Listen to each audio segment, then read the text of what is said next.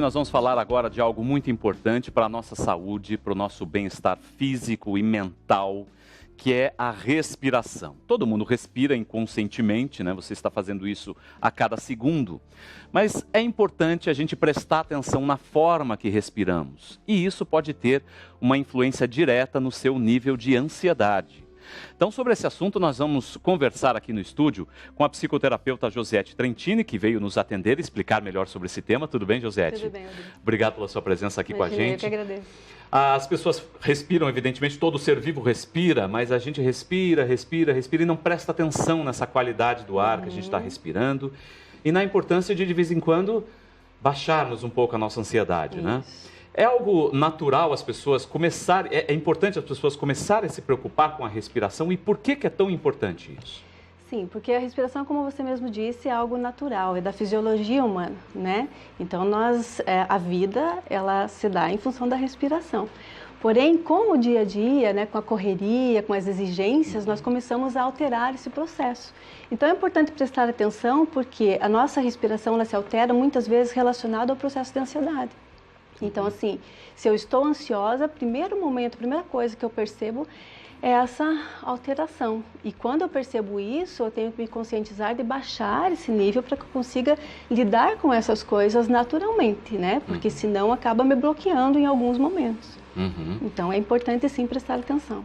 Aquele velho ditado que a gente sempre ouvia quando era criança, não, né? A vida inteira, não, respira, conta até 10. Isso. Existe um princípio nisso então, né? Existe, né? Porque assim, quando a ansiedade começa, nós acionamos o nosso sistema nervoso simpático, né? E eu brinco que de simpático ele não tem nada, né?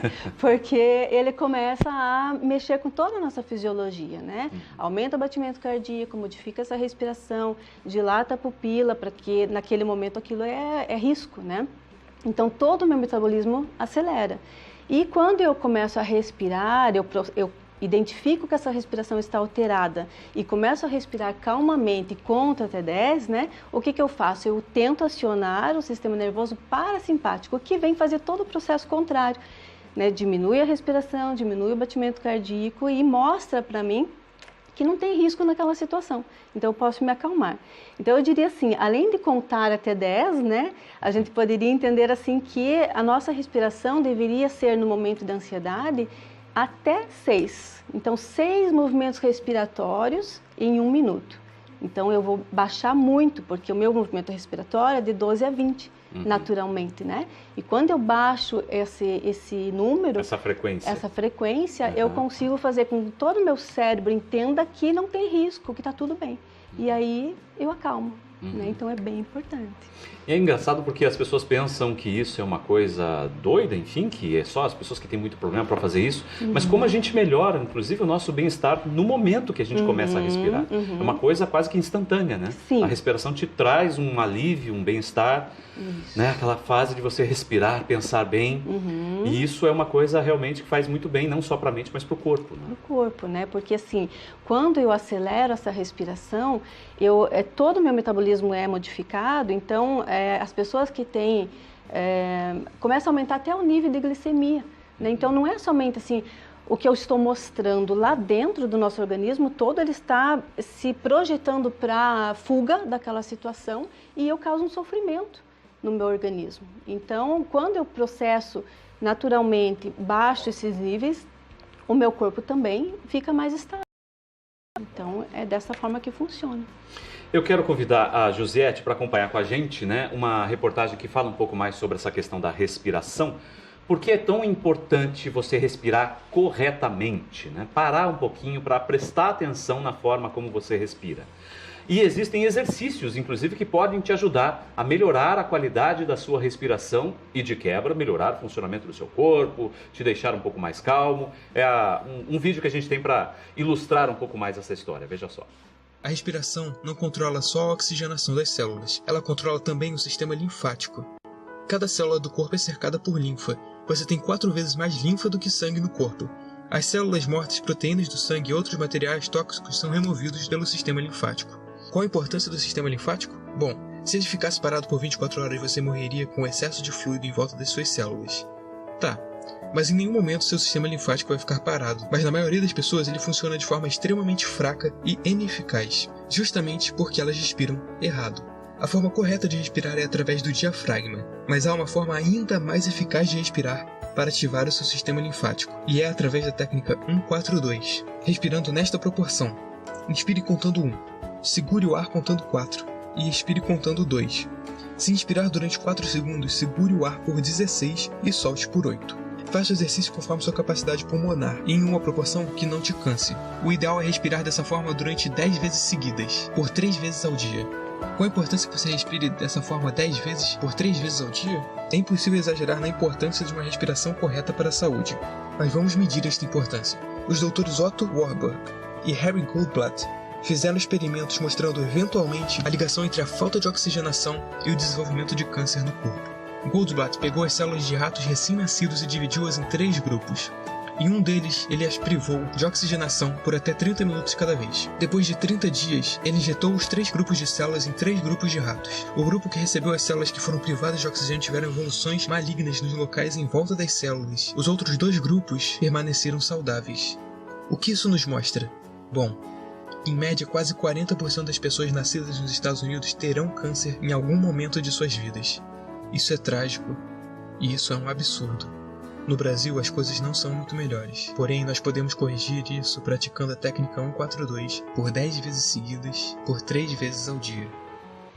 A gente viu aí alguns exercícios, enfim, a técnica, inclusive para a pessoa respirar um pouco mais pausadamente, né? Uhum. E como a respiração, inclusive, pode prevenir problemas, né, Josiette? Uhum. Isso é uma coisa que a medicina já comprovou e é importante a pessoa estar atenta também. Isso, né? Porque quando eu acelero esse metabolismo, como eu te falei, todo o nosso corpo, os nossos órgãos também entram em função exagerada, né, desnecessária. E como fala ali, né, a questão do câncer, né, não é só esse. Outras doenças também podem surgir. Então, trabalhar essa respiração, trabalhar os motivos que levam a você gerar ansiedade, né, o que no teu meio, no teu ambiente, no teu trabalho está te deixando ansioso a ponto de alterar essa fisiologia, que deve ser natural. Né? Então, quando eu identifico o que está me causando ansiedade, o que está me alterando o meu fisiológico, eu começo também a achar saídas para isso, né? Então, nós temos que entender assim que no momento em que eu estou diante de um risco, por exemplo, num assalto ou mesmo um animal, né? É natural que essa respiração acelere e que eu me prepare para fugir daquela situação ou lutar, né? O problema é quando esse processo de medo, de ansiedade, de exigência começa a ser em coisas naturais. Por exemplo, né, entrar num elevador, um avião, dar uma palestra, coisas do tipo, né? Então aí a pessoa seria indicação terapêutica, né? Indicação de tratamento, entender o que acontece, perceber que aquele leão lá da floresta, dos primórdios não existe, né? E que eu posso conviver com essas coisas naturalmente, que faz parte da vida do ser humano. Ou seja, o corpo ele nos apresenta uma certa defesa nesses momentos e é natural que a gente respire de forma ofegante em alguns momentos da vida, afinal de contas é uma defesa do organismo. Sim. Caramba, algo está acontecendo, eu preciso tomar alguma atitude, me defender ou estou realmente né, nervoso com alguma situação. Mas a partir do momento que a pessoa começa a respirar um pouquinho melhor e tem essa consciência de que, opa, peraí, deixa eu respirar, talvez até a tomada de decisão seja muito mais acertada. Exatamente. É isso, né? Porque essa respiração adequada, ela oxigena melhor, né? A respiração diafragmática, existem várias técnicas aí que nós vimos, né? Nós vamos ver também. Mas a respiração diafragmática, ela faz com que esse diafragma desça e eu vou ter muito mais espaço para oxigenar, né, as minhas células. Então, isso vai diminuir todo o processo. Nós temos, inclusive, esse vídeo, né, que você citou da respiração do nosso diafragma. A gente quer colocar esse vídeo e vamos comentando, né, no decorrer aí. A Josiette pode explicar, inclusive, para a gente como é que funciona essa respiração. Olha lá. Vamos lá, Josiette, explique para a gente aí. Inspiração, expiração e como funciona o nosso organismo nessa hora. Isso. Então, quando o ar entra, né, ele entra naturalmente. Você está puxando o ar, né? Normalmente a respiração ansiosa, ela vai ficar muito mais torácica. Aqui em cima, né? Na parte de cima do corpo a gente fica mais tenso, fica tenso, né? O movimento é aqui em cima, né? Quando nós vamos fazer a respiração diafragmática, o que acontece? Eu puxo esse ar, empurro o meu diafragma para baixo, né? E com esse movimento, a minha caixa torácica, ela distende, né? Eu tenho mais espaço no meu pulmão para encher de ar e automaticamente eu fluidifico muito mais as minhas células, oxigeno o meu cérebro de uma forma melhor e consigo lidar com as coisas naturalmente, né? Então eu empurro o diafragma, puxo o ar, empurro o diafragma para baixo, eu sinto esse abaulamento aqui do meu abdômen, né? Seguro um pouco e aí consegue soltar. Solto. O ideal é que você perceba que tem que ser uma respiração mais lenta do que o normal, senão ele não vai funcionar, né? Então não adianta eu fazer assim, né? Eu tenho que puxar. Eu ensino assim: você conta até 3, aí segura o ar mentalmente até 3 e solta até 4, né? Então você dá tempo para o teu cérebro entender assim, calma, tá tudo bem, né? Vamos entender assim, ó. Puxo. Seguro. Seguro. E solto. Até 4. 4 segundos. Como se o meu estômago fosse grudar lá nas costas. Eu solto todo o ar, né? Esse processo, ele pode, em algumas pessoas, dar um pouquinho de tontura, um mal-estar. Por quê? Porque eu sou acostumada a respirar ofegante, né? E quando eu modifico a minha respiração, eu sinto. Mas, naturalmente, para um pouquinho e volta a fazer, né? Não mais que 5 minutos, porque hoje nós não conseguimos mais respirar como um bebezinho, né? Naturalmente, assim, movimentando realmente o diafragma. Nós temos que usar essa respiração em momentos específicos. Eu vou apresentar um trabalho na faculdade, eu faço isso 5 minutos antes de entrar. Então eu trabalho a minha respiração, acalmo e posso entrar. Como se fosse um processo dentro de um hábito de concentração, inclusive de meditação. É muito importante isso também, né? É uma técnica, né? Você vai usar a técnica para que você consiga interagir com aquilo de uma maneira adequada.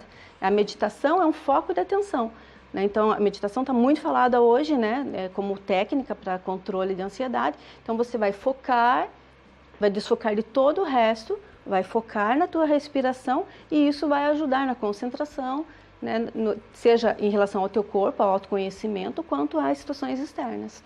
Agora, isso pode ser, inclusive, a gente pensa que é só para adulto, isso para criança também é importante. Também.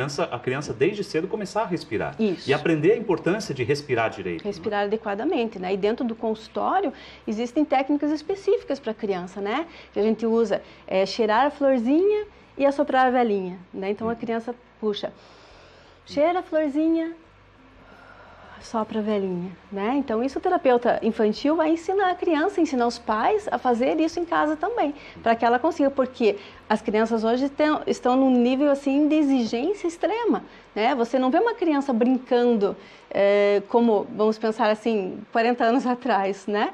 Onde tinha bicicleta, brincava de fazer cabaninha lá fora. Hoje não, é computador, é celular. Eles vão para a academia, eles vão para o inglês, eles vão para a informática. Então, essa criança não tem tempo de ser criança e já começa esse processo ansioso nessa fase. Então, imagine quando ele chega na fase adulta, né? O quanto de ansiedade essa criança vai ter desenvolvido na sua vida a ponto de chegar numa fase adulta que ela pode ter fobias, ela pode ter dificuldades realmente, né, de lidar com a vida. E aí, nesse caso, né, quando chega na idade adulta e busca um tratamento, né, a gente identifica, faz diagnóstico, se precisar entrar com tratamento medicamentoso, né, o médico que vai prescrever. Mas dentro do processo terapêutico, da terapia, nós vamos reensinar essa pessoa, né, a lidar com todas aquelas questões que ela não soube lidar lá atrás, né, e voltar a respirar, né, adequadamente. Pode ser até uma terapia familiar isso, né? Sim, também. Você tem a criança ali, vamos todos, né, ter o nosso momento para a gente respirar e pensar um pouquinho. Então, faça esse exercício em casa, né? A dica que a gente pode deixar para o nosso telespectador, né? Você ter aquele momento de, espera pessoal, agora nós vamos respirar, aprender a respirar. Quem sabe um possa aprender com o outro ali nessa situação. A ter tempo, né, a parar.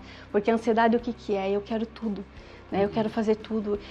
Nós estávamos falando um pouco do Facebook, né? Você vê ali, você não consegue acompanhar. É muita informação. Então eu fico naquela de que eu preciso saber tudo. Aí eu tenho a minha vida particular, aí eu tenho o meu trabalho, e a gente não dá conta disso tudo. E aí a pessoa se torna uma pessoa ansiosa, né? E se você tem uma questão genética por trás, você vai desenvolver transtorno. Os transtornos de pânico, ansiedade generalizada e outros demais aí que tem, que vai precisar de um tratamento, né?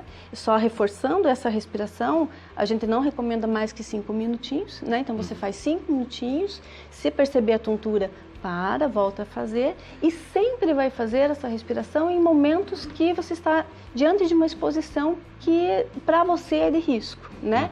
Se não for, não estiver exposto, pode fazer também. Eu quero fazer a respiração agora para treinamento. Vai fazer, né? Então eu oriento os pacientes, faça pelo menos 2 vezes por dia, né? E vai treinando a respirar adequadamente. E o corpo vai reagir melhor, né? Vai reagir melhor, equilibra os neurotransmissores, né?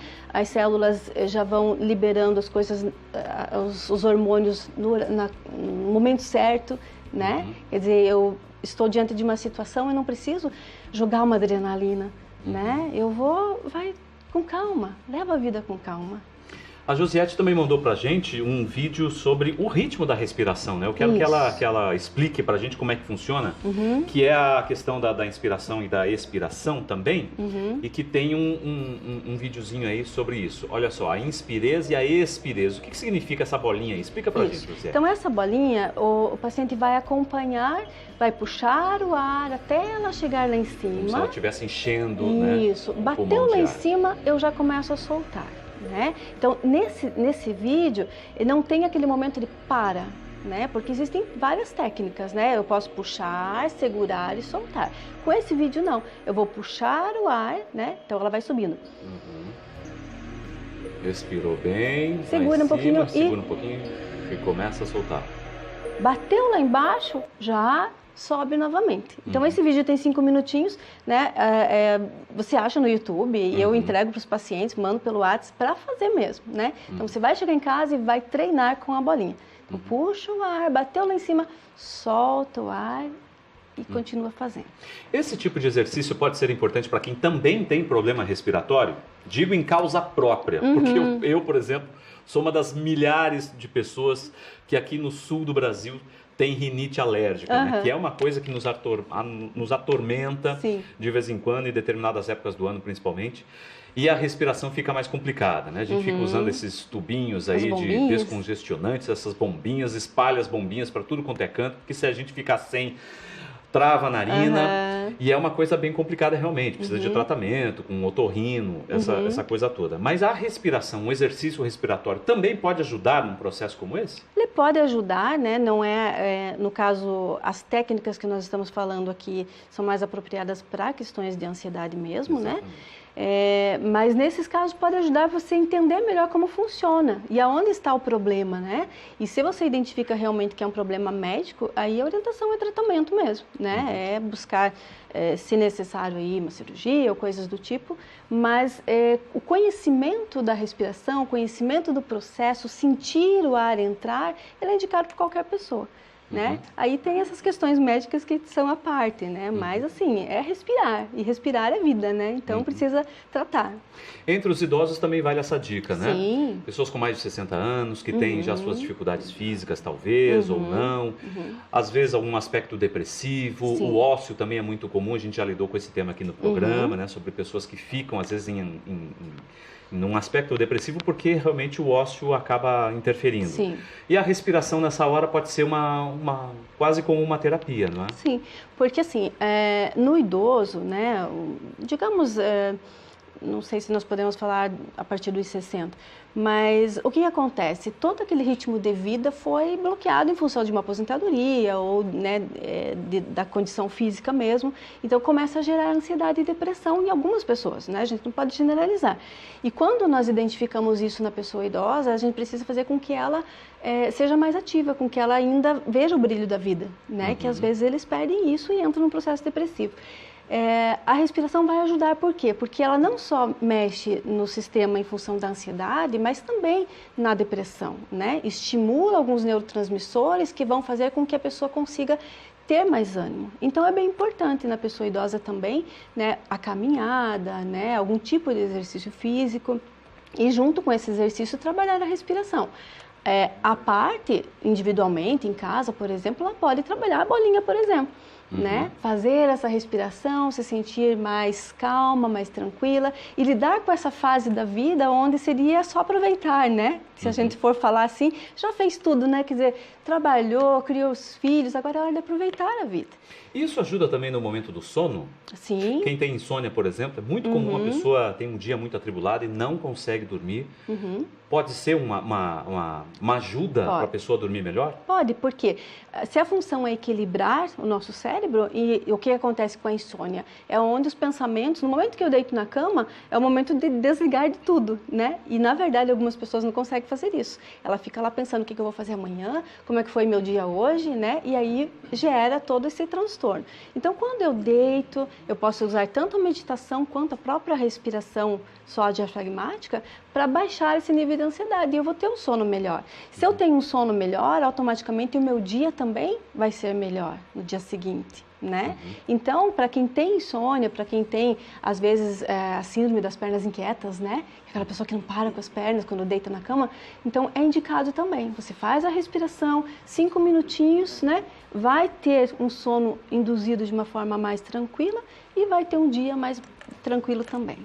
Funciona para muita coisa, né? A respiração. A respiração tem um lado histórico, inclusive, que é muito importante as pessoas pesquisarem, saber dessa questão, que é bem interessante também.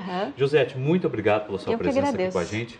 Fica a dica final aí para a pessoa ter um tempinho, que seja um momento do dia para ela parar, respirar, pensar, refletir. E isso faz uma diferença enorme na vida da pessoa, não é? Com certeza, né? Identificar em que momento isso me afeta e se é o momento de eu procurar ajuda, né? Porque a partir do momento em que eu tenho problemas, né, que eu identifico problemas no meu dia a dia em função disso, eu tenho que me tratar, né? Então, a dica é respire, né? Use a bolinha e respire. E reflita, e pense, né? E conte até 10. Isso, conte até 10. Enfim, obrigado, Josete. Eu que agradeço. Valeu.